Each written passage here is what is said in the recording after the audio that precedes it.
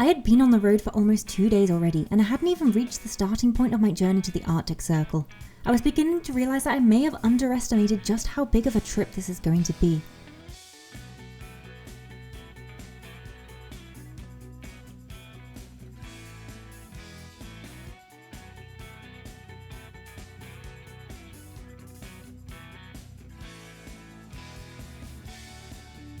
After successfully smearing myself in dog poo, the ride from Antwerp to the Denmark border was a test of endurance, a grueling marathon through the veins of European motorways. Each mile ridden was a battle against fatigue, every stretch of road a testament to just how much I hated myself. My body yearned for a break and I continued onwards and upwards. My muscles ached from the persistent hum of the engine, and the unyielding wind blasted against me. Every part of you begins to feel the strain, from your fingertips tightly gripping around the handlebars to your calf muscles switching gears and conforming to the bike for hours on end. But in spite of the discomfort and fatigue, I just carried on going. There was a tenacity within me that just wouldn't subside. Norway was my destination, and every challenging mile brought me closer to it. I'd already ventured farther than I could ever imagine, and so dismissing the protests of my worn-out mind, I just continued to keep going, and it was draining, and by this point I'm not even sure I even knew why I was doing it. But I just knew that I had to trust the process and that it would eventually turn into a worthy experience.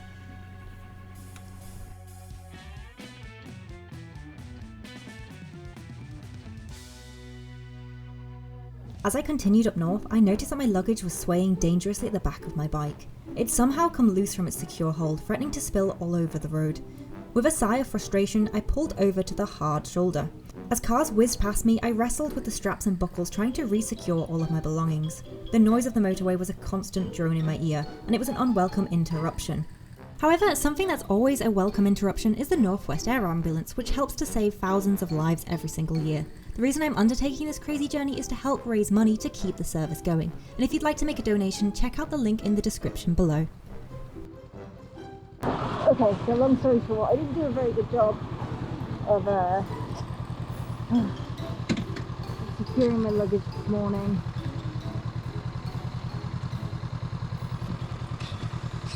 However, it wasn't long until I continued on with my journey and eventually made it to Denmark. As the sun dipped below the horizon, casting long shadows and painting the skies with hues of oranges and purples, I crossed into Denmark.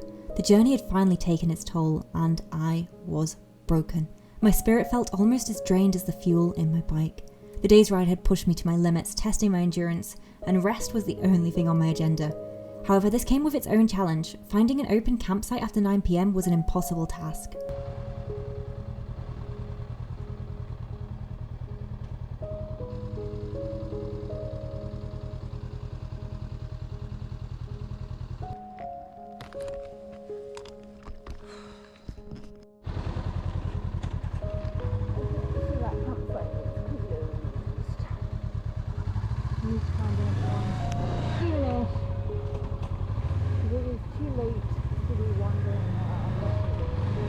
The frustration of not finding a suitable spot to rest was adding to my physical exhaustion, and I felt a wave of despair washing over me, and still the search continued on.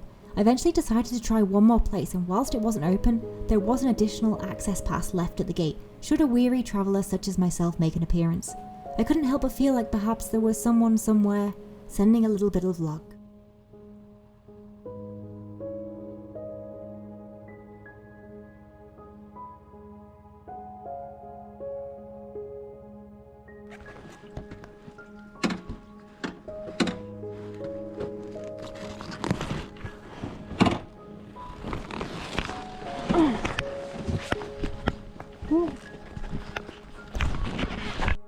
Yeah.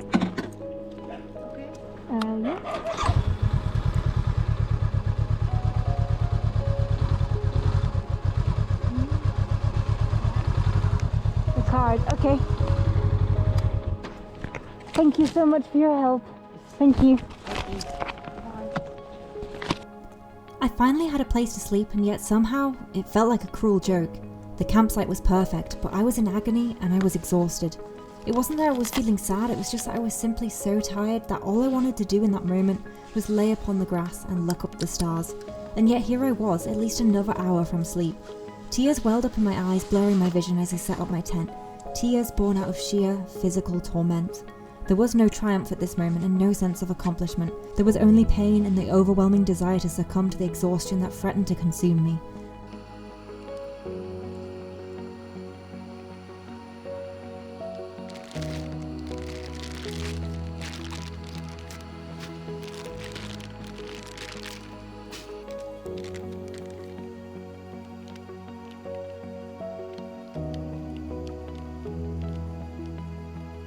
I hadn't eaten anything substantial since morning, and the day's ordeal had left me ravenous, my hands shaking from exhaustion and hunger.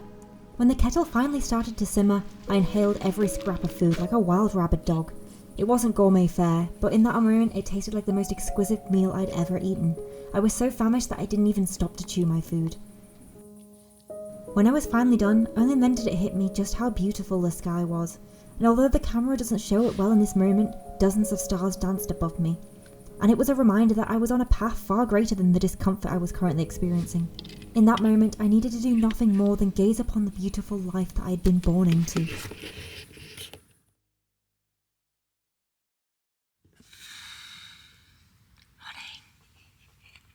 We're 3 hours away from Hirtshals. I'm so tired. It's great though. So now our journey begins. Guys, yesterday I rode 750-ish kilometers from Antwerp to the Denmark border. I'm literally sleeping around the corner from passport control. I got in, I was so tired, I literally threw my tent up. I didn't even put the tent pegs in, so currently it's just like flapping around. That's how tired I was. I literally ate food, and then this is going to sound super gross, but I was so tired. I could not be bothered to find my toothbrush. So I pretty much just jumped in my sleeping bag and crashed out. But the good news is that the hard part is nearly over. I've basically done a mini road trip to start my road trip. Yeah, I'm so excited. I'm so excited. So, it's also been 3 days since I've had a shower.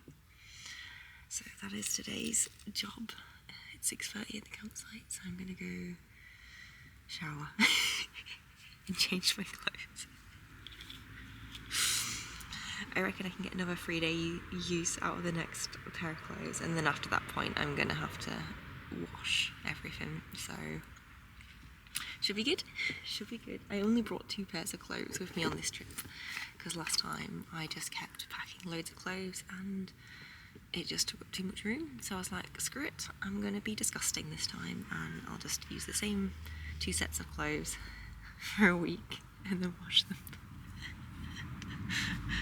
And I wonder why people aren't getting close to me when I go to petrol stations. Literally, I walk in, go to fuel up my bike, and I am the flammable item, but yeah.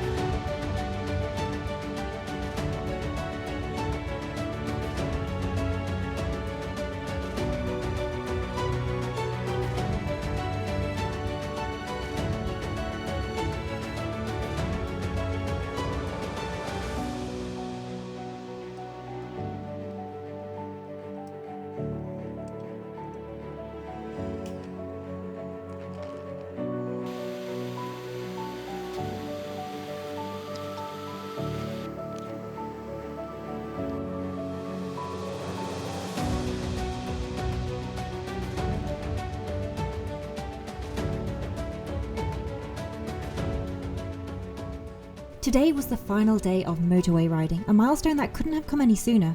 I'd only 3 hours of riding ahead of me, a fact that gave me both relief and a little bit of excitement. The prospect of rest after such a relentless travel was an alluring one. My destination was the ferry port of Hirtshals, a place I'd only ever seen in pictures. With the ferry booked for tomorrow at noon, I had a full 24 hours off the bike. This made my heart sing with joy, not just for the much needed rest, but also for the opportunity to explore the area. But most of all, this was it. The beginning of the real journey, the start of the adventure that promised to be just as much, if not more challenging than it will be exhilarating, and I was just ready to get going.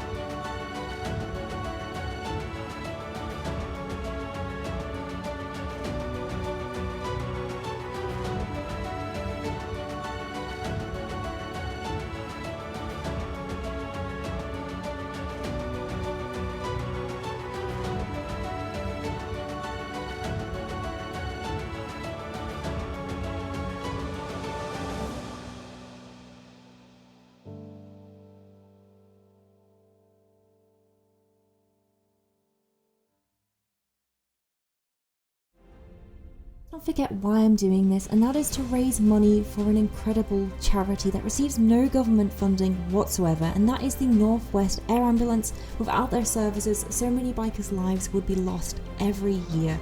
And so please do give generously if you are in a position to do so, and in the meantime I'll see you in a few more days. My name's Saffy Sprocket, signing off.